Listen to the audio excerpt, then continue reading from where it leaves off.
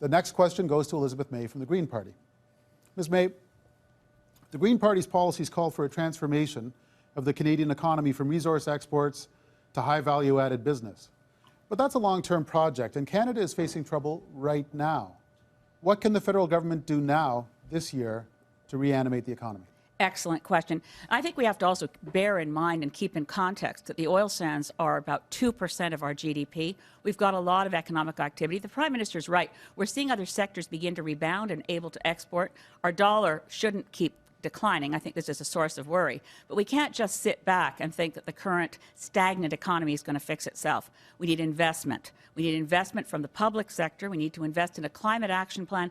Frankly, we need an army of carpenters, electricians, and contractors going out to plug leaky buildings. That's 30% of carbon pollution comes from the energy we waste and the money we waste heating the outdoors in the winter and cooling it in the summer. And we also need to invest in municipal infrastructure. That infrastructure deficit is $123 billion.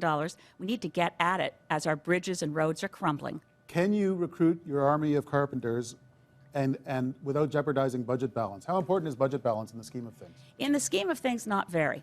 In a $2 trillion economy, and I would differ with all due respect to the Prime Minister, we are not going to see a balanced budget this year. The Parliamentary Budget Office just put out its new figures, but I wouldn't condemn them. And in my pre-budget advice to Finance Minister Joe Oliver, I said, really, this fixation on balancing the budget is being driven by the political imperative that the Conservatives created by saying in the last election, we'll give you all these goodies once we balance the budget.